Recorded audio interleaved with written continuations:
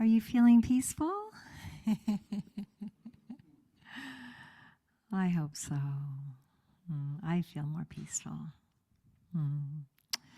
So this morning, I wanted to talk about joy and gratitude. I was getting the feeling that my talks the last couple weeks were just a little heavy. I was speaking on hope last week, and I really was feeling that we needed that infusion of hope and how we cultivate hope, and that it is a lifelong discipline. But gratitude is as well. Gratitude is a lifelong practice. It's something that we can cultivate, and as we cultivate it, we just feel better because it is an elevated emotion. And it goes with joy. Joy and gratitude go together. Have you noticed that? Kind of like peanut butter and jelly. I mean, they go together. They really inspire each other. There's a quote from Teilhard de Chardin, I don't speak French, that says, "Joy is the infallible sign of the presence of God." Joy is the infallible sign of the presence of God. The Dalai Lama is such a great example of joy. And, you know, he has not had an easy life. So those are the people that I really find inspiration from, ones that have not had an easy life, and yet they have a lot of joy.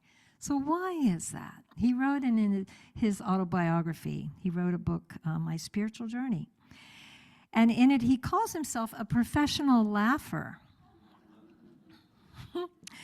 He says that he comes from a cheerful family that's always amusing themselves and joking and laughing. And so I have a joke for you. Why did the Buddhist coroner get fired? Why did the Buddhist coroner get fired? He kept marking the cause of death as birth.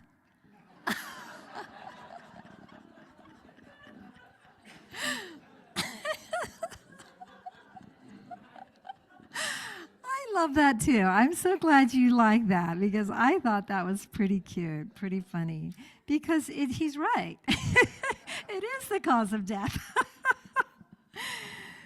So to lighten up is to light up. It's to light up with more energy, with more light, more shakti, more chi. And, you know, it's so important that we loosen up, right? It's so important that when we get really heavy, when we get too serious, that we let go and that we open up and that a shift happens.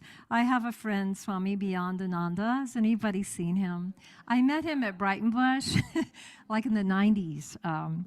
And he's quite funny. I've had him at my last two churches. I'll see if I can get him here. But he says, it's time to shift or get off the pot.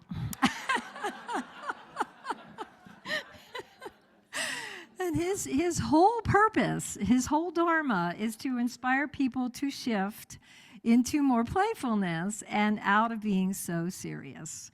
And, you know, part of being the light of the world is being light-hearted, right? And not taking life and all its challenges quite so seriously all the time, right? You know, in the Hindu scriptures, I've said this, I think, before, but in the Hindu scriptures, they call this journey of life and form that we're all experiencing, they call it Leela, which means divine play. Notice it's not divine seriousness. It's not divine drudgery. They call it divine play or divine sport. It's a sport. We're supposed to be sporting, right? And it goes on to say, the scripture says that all of creation was a spontaneous expression of the Creator that was created out of bliss, by bliss, and for bliss. That's what we need to remember, I think, more often. That all of this was created out of bliss, by bliss, and for bliss. I think that is really important to remember right about now. You know, that we're not here just to escape here. You know, we're not here just to escape here. We're not here just to get by. We're not here to just survive. We're here to thrive. We're here to play. We're here to marvel and feel wonder, right? And love it here. I don't think we get to graduate here until we love it here. You know, to be filled by the bliss of the leaves starting to change color. Have you noticed the leaves are starting to change color? or be moved by beautiful music, or be moved by receiving a loving hug. We're here to be playful and not just get, a list of things done every day, right? So when we're feeling bliss, when we're feeling joy, we're embodying the divine. We're embodying the divine more. So joy and gratitude go together. They feed on each other. They inspire each other. The Native American elders, they always begin ceremony with gratitude. When Reverend Lynn Fritz was here the first time, you might remember she began expressing gratitude to Mother Earth and Father Sky and all the brother and sister animals and elements, minerals, and plant kingdom. We express and share gratitude for our earth and for all the support that we receive in our life. So that gratitude gives rise to joy, and it's something that we can make a lifetime practice of.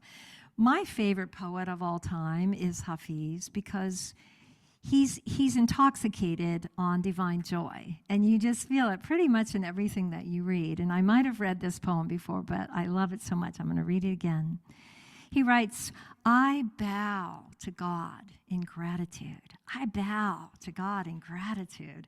And I find the moon is also busy doing the same. I bow to God in great happiness, and I learn from where the sons and the children and my heart all borrow their light. I bow to the friend in deep reverence and discover a marvelous secret carried in the air. This whole universe is just as blessed and divinely crazed as I, and just as lost in this wonderful holy dance. My dear, after such a long, long journey, God has made another soul free. And now all Hafiz wants to do is open a beautiful tavern where this sacred wine of God's truth and knowledge and love is forever and ever freely offered to you. I bow to God in gratitude, and someday you will see how the moon is also busy doing the same. Ah, I love watching the moon go down and imagining it's bowing to God. So I want to pause for a moment. I love doing this. I've done this a few times too, but I want to hear from you. I want to create a collective field of gratitude and just hear from you one word, if you can. Just call it out, one word you're grateful, something you're grateful for. Joy. Breath. My husband. Fall. Nature. This day. Friends, joy, gratitude, humility, yes. Humility for me is open. You're open to life. Beautiful. What was that? Trees, yes. Oh, yes, trees. Dogs, cats, animals. Recognition, children, music, community, water, oneness, sunshine, clouds, rain. What's that? Lithia Park, yes. Forgiveness, forgiveness. Children, laughing. Yes. Organic food? Yes. Yes. Did you say that, Stephen? What's that? Babies. Yes, babies. I love that. That goes with that joke that you blame death on birth, right? Anybody else? Anything we missed? Poetry, yes. Rivers and lakes. Sunshine? Bliss. The Havara, I want to say. The what? Smoke-free skies. Yes. Vacations and ordinary miracles. We could do this all day. Hey, are all of you on Zoom typing it in the chat?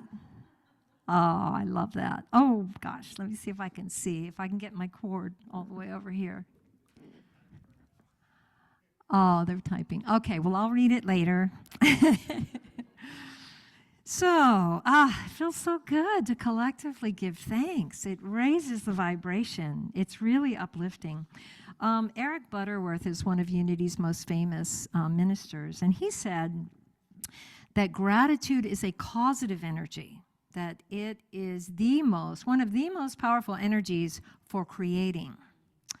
And Joe Dispenza took that ball and ran with it, and in his book, Becoming Supernatural, he goes into a lot of detail about the state of gratitude, being most powerfully creative. It's part of why, in religious science and CSL, their last step is always giving thanks. You say your affirmative prayer, and then you give thanks for it being already so, right? So you can feel how gratitude, it makes the energy rise, and it also brings that energy up out of any stuck lower chakras, right? Any stuck energies. I've been a student of yoga since about 15 when I met Michael Singer. I went to his temple in Gainesville, Florida, and he taught yoga there. They taught yoga there, so I started yoga at 15. And I was introduced pretty quickly to the energy centers, the chakras in Hinduism. And Joe has created a really beautiful Blessing the Energy Center meditation. I highly recommend it. It's wonderful. Perhaps we'll do some of that this Saturday when we do our spiritual practice day. But there's another movement, another practice of energy centers that I learned in the 80s, called Edu. We had it at our retreat. We did it at our retreat. And this is a really beautiful practice of focusing energy on each energy center and bringing that energy up to the crown. And I did that for so many years that I became really, really aware of the energy flow up the spine. The spine is like an antenna. It's like a cosmic antenna for cosmic energy. And when it's open, you feel great, and when there's blocks, it can be really painful. So the spine and being aware of our subtle energy is how we can learn to live in a very vital state. It's important. If you want to awaken spiritually, you need vitality. Amma talks about do your practices when you're young, right? Because when you're older, you don't have as much vitality. So put that in the bank, right? All those spiritual practices are stored up like money in the bank. But Mickey Singer would always say, Michael Singer, that when our energy is chronically low, it's probably because energy is stuck in the lower energy centers, and that it needs to become unblocked. And so a lot of our spiritual practices for that. For some of you, you're very familiar with the chakras, but I would like to just very briefly describe the 7 chakras. The lower chakra, the base, the 3 lower chakras are the very base, which is like the survival center or the sexual center or the creativity center. If energy is stuck there, then sometimes there's living in survival, there's a feeling of lack, sometimes sexual trauma, there's sometimes trauma work that needs to be done there if energy's stuck there. The next center is the emotional center. And when energy gets stuck here, this is kind of like the lower belly. When energy's stuck there, sometimes it's like chronic unworthiness, or sometimes it's guilt or shame. It's conditioning that holds energy here. So we need to bring skillful attention to these blockages and release them. Okay, and then the next center is the solar plexus, also called the power center, right here below the heart, and they all have colors too, right? Red, orange, yellow. But the solar plexus is about control, and it's like it's when we're attached to control. That's when energy sometimes gets stuck here, and we get we want to control life. We have a hard time surrendering, and that out picture sometimes is impatience or competition or self-centeredness.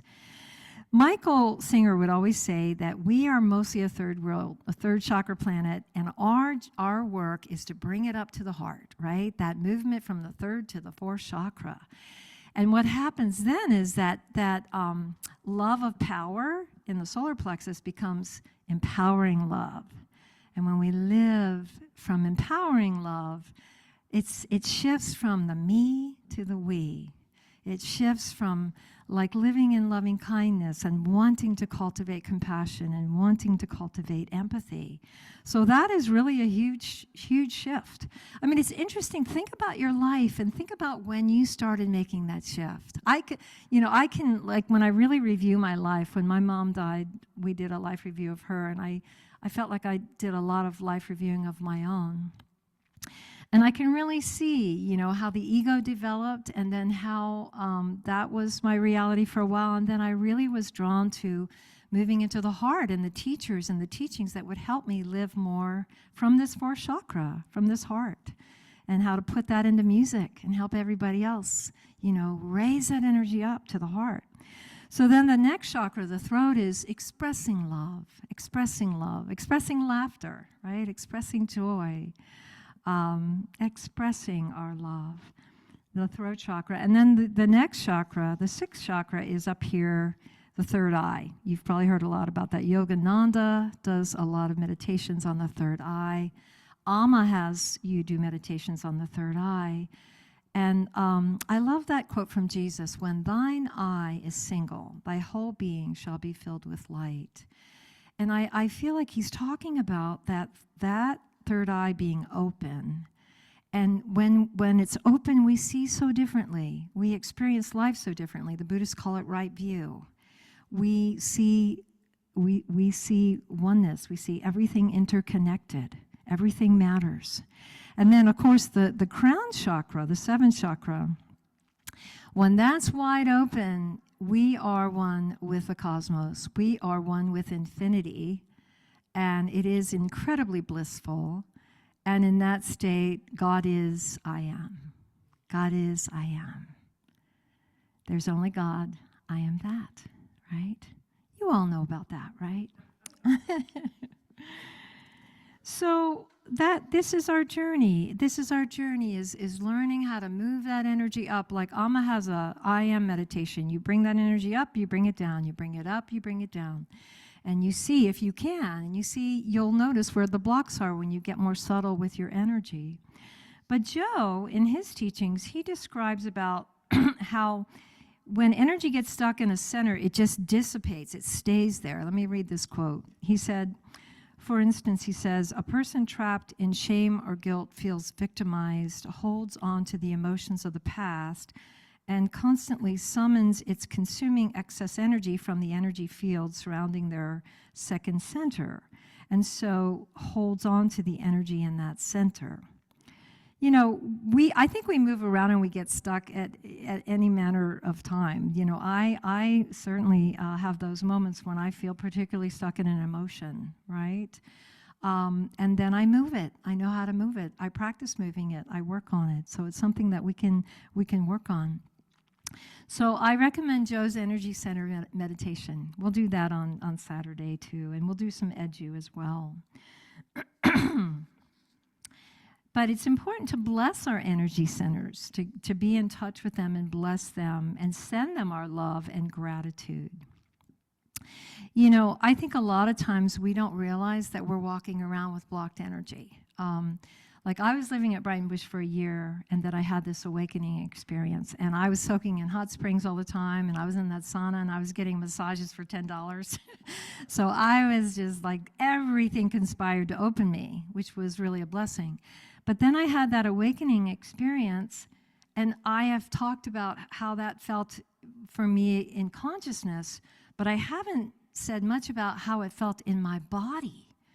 Because after 8 hours in this vast, infinite beingness, where I didn't have any body identification, I was absolutely in blissful ecstasy. When I came back, I felt like every cell in my body was transformed. Every cell was opened up, was just filled with light. And I felt that every samskara, they talk about these knots that we accumulate over lifetimes. It felt like every knot got just unknotted, got released. Like it just cleared a lifetime of samskaras. And I had no idea that I was carrying around that tension till after that. And then I realized, wow, I didn't know you could be this open. And the interesting thing is that what made me start to contract again were thoughts, any thoughts. You relate, because I was in stillness, and that stillness was just so vast and so free, and just about any thought was contracting from that stillness. It was smallerness. And so I basically, for about a year, just was in silence. I just wanted to be in a lot of meditation and silence while I was integrating all that had happened. So, this really is the focus of yoga. A lot of times we go to a hatha yoga class, it's about the body, but the ancient science of yoga is really about this. It's very deeply about opening up our bodies and releasing every noddy, every blockage in our body. So yeah, I just wanted to talk about it because the elevated vibrations of gratitude and joy, they dissolve tension, they dissolve stress. It's interesting, those are the energies we feel when we're unblocked, but those energies work the other way around, where when we cultivate them, they unblock us. So it works that way too. I feel like dis-ease has so much to do with blocked energy, don't you think? It has so much to do with blocked energy, and the more unblocked we are, the more we can heal, the more we can heal and thrive. So, and Joe says, the longer that we hold these elevated energies, the more we attract the same energies back to us. So after that awakening experience, I wrote a whole album of music called Mother Song. But there was one song that I actually wrote about my cells. It's called All Is Well. And the first verse goes, it's from the mother of all that is. And she is saying, and I'm saying in my song, she loves her children. She wants your joy. She wants your joy. So pick up your feet and dance. Sing out your heart. Take a chance. Live this life to love all you can. And know that all is well. Know that all is well. And then the chorus, every little cell is oh so very well. Every little cell is oh so very well. And that was before I ever heard that song, every little cell in my body is happy. So it wasn't just a cute song for me. It was like this direct experience of bliss in my cells on a cellular level that I wanted to share. The last verse of the song, the words go, she wraps around you, in her waters you heal. So don't be afraid to go deep inside, into the womb where the child resides. You're innocent, you'll soon recognize, and know that all is well. Our innocence. We're originally innocent.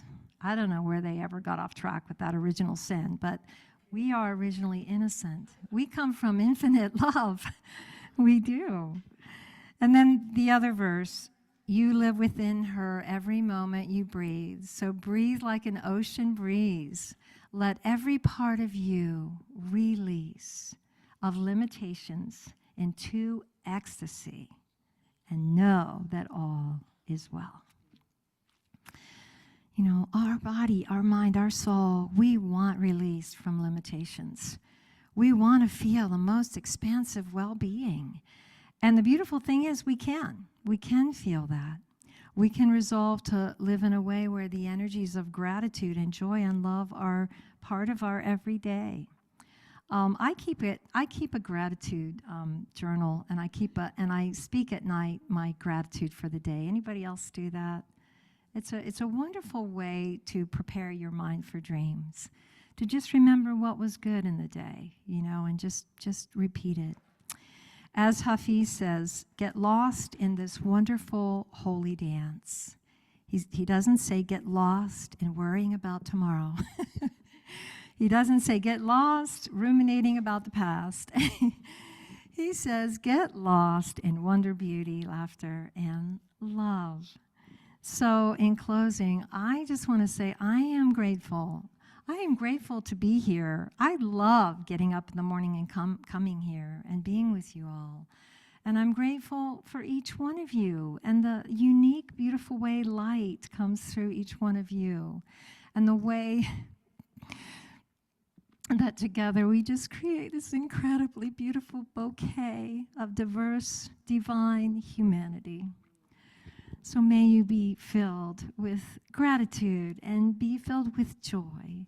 And may every little cell be well. Oh, thank you all so much. Love and blessings. Om Shanti.